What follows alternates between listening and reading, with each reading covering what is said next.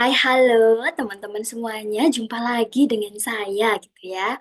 Indah Ayu Pamungkas yang hari ini akan membahas tentang melakukan proses seleksi yang tepat dan juga efektif. Jadi kita melakukan proses seleksi itu nggak hanya tepat aja, tetapi juga efektif. Nah, kenapa? Supaya lebih efektif, karena untuk menghemat waktu, menghemat biaya, tapi juga ada hal-hal yang memang harus dilakukan gitu ya untuk validitasnya, kemudian untuk akurasinya seperti apa gitu. Nah, akan kita bahas di kali ini apa aja sih tahapan proses seleksi yang biasanya dilakukan oleh HRD gitu ya, atau rekruter spesifiknya.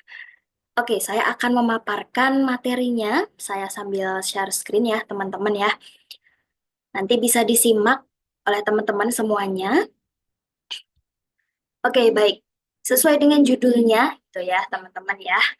Di sini ada pelatihan melakukan proses seleksi yang tepat dan efektif. Namun karena ini video singkat di yang dipaparkan di kali ini, jadi saya akan memaparkan secara sekilasnya. Nanti untuk lebih lanjutnya kita bisa melanjutkan gitu ya untuk meneruskan ke tahap berikutnya. Bisa juga teman-teman nanti untuk mendaftar pelatihannya seperti itu biar lebih dalam lagi untuk mempelajari.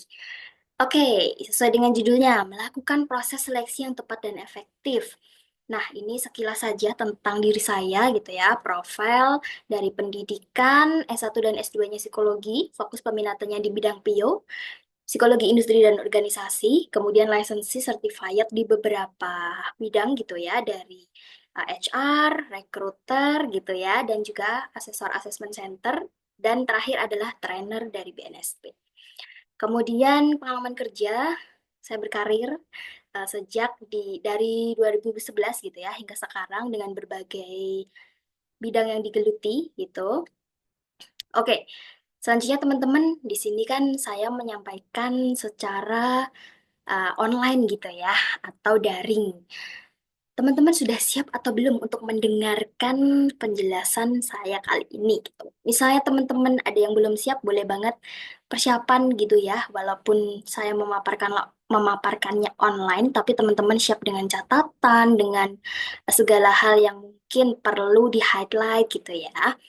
Nah, teman-teman mendengarkan aktif, here and now, terlibat aktif dan kooperatif, nanti teman-teman bisa terlibat dalam chat box atau komen gitu ya. Nanti bisa komen di bawah sini ketika YouTube ini sudah tayang gitu di YouTube. Kemudian have fun. Teman-teman jangan berasa ini kuliah gitu, tapi ya ini seputar sharing, tapi teman-teman bisa dapat ilmu yang luar biasa. Yang pertama, melakukan proses seleksi. Apa aja sih yang perlu dilakukan gitu? Menyiapkan proses seleksi. Maksudnya apa? Kita mencari tahu dulu nih, apa aja sih kebutuhan yang akan kita hire gitu ya. Mulai dari posisinya apa, kemudian kita breakdown ke karakteristik jabatannya itu harusnya apa aja, spesifikasi jabatannya apa saja gitu. Nah, yang kemudian adalah melaksanakan proses seleksi itu sendiri. Jadi setelah kita tahu kebutuhannya apa, kita melakukan proses seleksinya. Nah, ada beberapa tahapan nanti untuk proses seleksinya. Sebelum kita masuk ke dua hal yang menjadi tujuan utama tadi, kita perlu ketahui dulu nih teman-teman, calon pekerja. Menurut teman-teman yang selama ini mempelajari gitu ya, atau saat ini teman-teman itu menjadi seorang job seeker gitu. Sebenarnya calon pekerja ini apa sih gitu? Atau teman-teman di sini yang mendengarkan YouTube ini ada yang jadi HRD atau recruiter? Boleh banget dijawab dalam hati, nggak apa-apa gitu ya. Atau misalnya mau ditulis di catatan masing-masing juga boleh.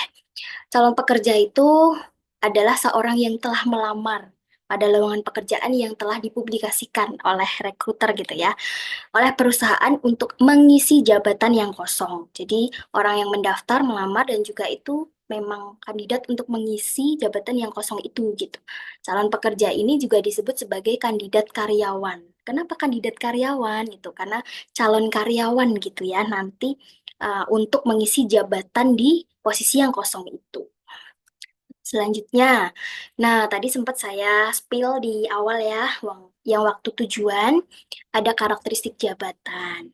Nah, sebenarnya apa sih karakteristik jabatan gitu kan? Dari definisinya dulu. Karakteristik jabatan itu merupakan bagian dari deskripsi jabatan yang meliputi ada posisi jabatan, kemudian tanggung jawab jabatan, hasil kinerjanya itu seperti apa, hasil kerjanya, atau outcome-nya gitu ya, dan juga bahan kerja yang digunakan. Secara struktur di sini gitu ya, karakteristik jabatan itu dari posisi staff, kemudian supervisor, manager, hingga general manager atau bahkan direksi, itu sangat berbeda karakteristiknya. Jadi menyesuaikan levelitas atau jenjang juga. Jalur otorisasinya juga berbeda gitu ya. Itu seputar karakteristik jabatan. Selanjutnya, tadi sempat saya spill juga spesifikasi jabatan. Apa sih spesifikasi jabatan gitu? Kenapa ada karakteristik jabatan? Kenapa ada spesifikasi jabatan gitu? Nah, spesifikasi jabatan ini berangkat dari job desk. Ada yang tahu job desk itu apa? Ya, bisa dijawab dalam hati, boleh banget atau dicatat gitu. Spesifikasi jabatan berangkat dari job desk. Job desk adalah job description atau deskripsi pekerjaan di posisi yang ditempati.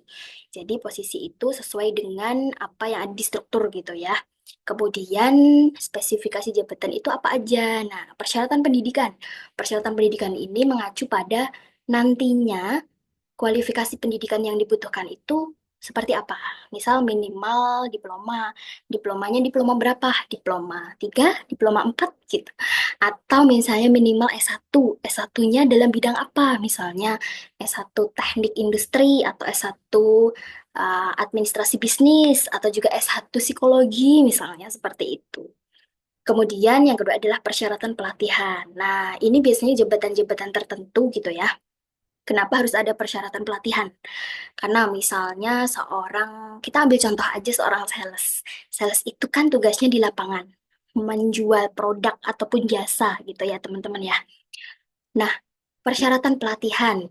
Sales itu kerjanya kan ngomong gitu ya teman-teman ya, tapi ngomong nggak asal ngomong, tapi juga ada hal yang dijual dan sampai deal gitu ya. Nah, pelatihan apa yang sekiranya dibutuhkan gitu. Misalnya pelatihan communication skill. Nah, communication skill ini yang jenis apa? Misalnya persuasif communication skill. Kan seorang sales harus bisa persuasif ya supaya bisa membeli produknya gitu kan. Nah, kemudian misal negotiation skill harus juga bisa bernegosiasi. Misalnya si calon pembeli ini nego harga gitu ya. Tapi si sales, wah harga dari perusahaan dari kantor memang seperti ini Pak. Nah nanti ada win-win solutionnya gimana untuk negosiasi ini gitu kan. Kemudian ada lagi misalnya pelatihan untuk complaint handling. Nah, biasanya kan si pembeli itu ada komplain gitu-gitu ya. Nah, si sales di lapangan ini juga harus bisa menyelesaikan komplain itu. Makanya bisa menghandle komplain itu yang pada akhirnya problem solvingnya dapet gitu kan. Nah, itu persyaratan pelatihan. Misalnya harus tersertifikasi dalam hal apa, misal communication skill gitu. Nah, selanjutnya yang tiga adalah persyaratan pengalaman kerja. Ini lebih ke untuk experience ya. Misal telah memiliki pengalaman 2 tahun di bidang yang sama, misalnya seperti itu untuk experience. Kalau untuk fresh graduate biasanya itu bisa diambil dari pengalaman magang, pengalaman PKL, ataupun pengalaman organisasi. Itu juga bisa. Yang berikutnya adalah persyaratan pengetahuan dan keterampilan. Ini lebih ke knowledge dan teknisnya ya. Skillnya seperti apa. Misalnya dari contoh sales tadi. Dia pengetahuannya itu berarti paham tentang produk atau jasa yang dijual. Nah, kemudian keterampilannya apa? Keterampilan komunikasi, keterampilan untuk menghandle komplain, keterampilan untuk mengedilkan penjualan itu gitu. Nah, contohnya seperti itu persyaratannya. Tapi ada juga mungkin yang di accounting misalnya, accounting atau pajak gitu ya. Akuntansi dan pajak itu biasanya pengetahuannya tentang apa nih? Misal pajak sertifikasinya brevet A, brevet B.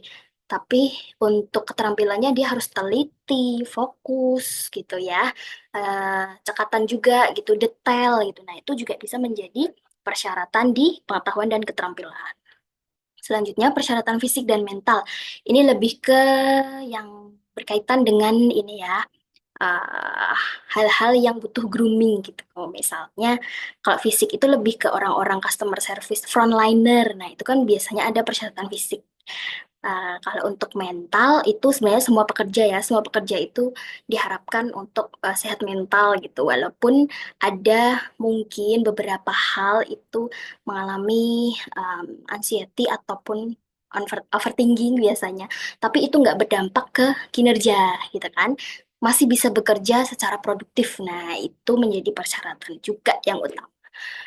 Kemudian persyaratan umur dan jenis kelamin. Nah, ini tertentu ya. Ada jabatan-jabatan tertentu yang mengharuskan usia minimal sekian, atau jenis kelamin perempuan, atau jenis kelamin laki-laki. Nah, itu menyesuaikan tadi karakteristik jabatan yang dibutuhkan gitu. Misalnya sales untuk bahan bangunan gitu ya. Itu kan ke lapangan banget dan paham bangunan gitu kan.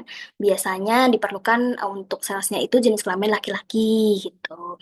Tapi untuk sales, misalnya sales kosmetik, itu persyaratan untuk sales kosmetik itu perempuan gitu. Itu bisa jadi contoh. Persyaratan usia juga misalnya untuk experience berarti memang yang usia-usia di atas 35 misalnya. Tapi untuk fresh graduate usia-usia sekitar 25, 26 atau 27 begitu ya. Itu contohnya. Yang berikutnya, proses seleksi calon pekerja. Nah, apa sih yang dimaksud proses seleksi calon pekerja gitu? Itu merupakan serangkaian langkah kegiatan gitu ya yang digunakan untuk memutuskan apakah pelamar ini diterima atau tidak. Jadi untuk prosesnya, kemudian untuk menentukan diterima atau tidaknya. Langkah-langkah ini mencakup pemaduan antara kebutuhan-kebutuhan kerja pelamar dan juga organisasi. Jadi memang kesesuaian antara kebutuhan karyawan, calon karyawan, mohon maaf, calon karyawan atau calon pekerja, tapi juga dengan organisasi tempat dia melamar gitu. Selanjutnya tahapan proses seleksi calon pekerja itu apa gitu ya? Tahapan, namanya tahapan berarti kan ada beberapa step gitu ya. Ya, betul.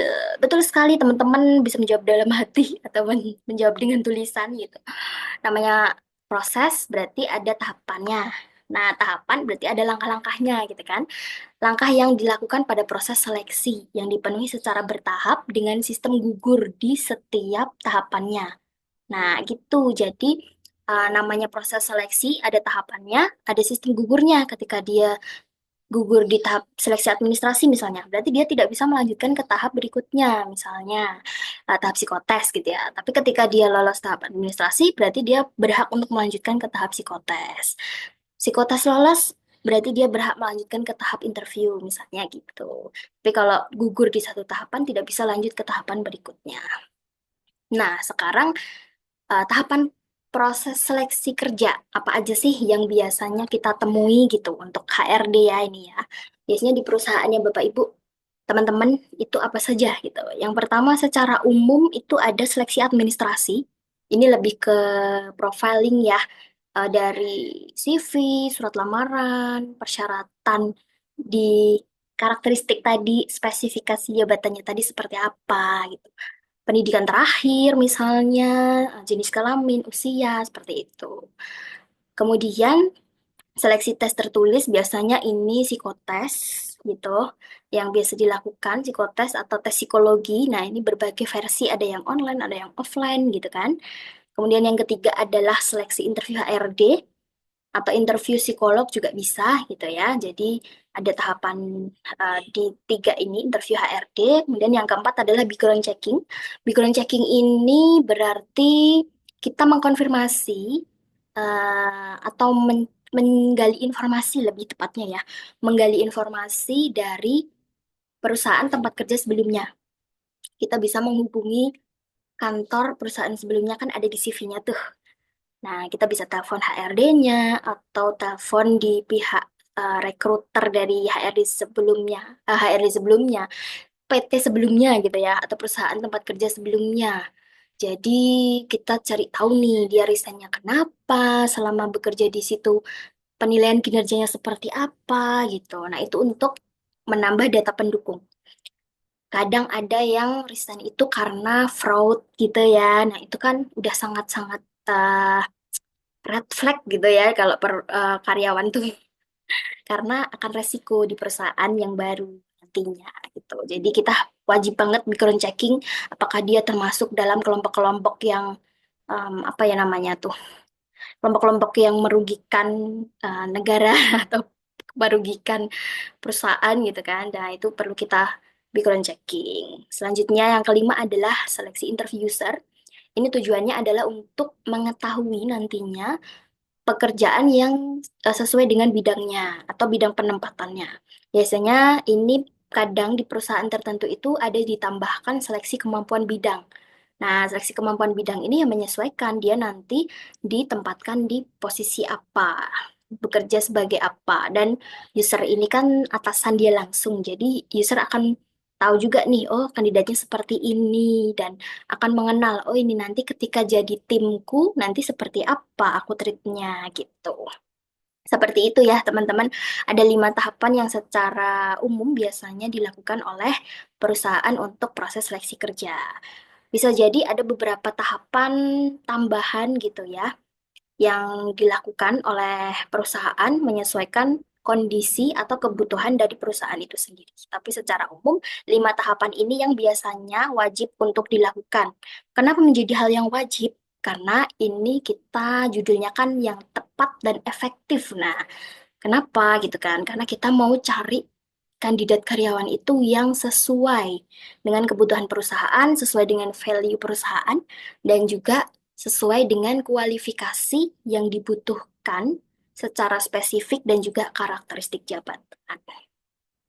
Nah, ini sebelum kita tutup ke akhir materi gitu ya, teman-teman boleh mencatat di bukunya atau menjawab dalam hati review kesimpulannya yang sudah tadi saya paparkan gitu.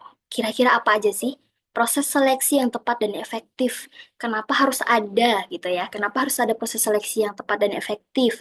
Apa tujuannya ketika kita sudah melakukan proses seleksi dan efektif gitu? Silakan dijawab dengan ditulis untuk mengetahui gitu ya.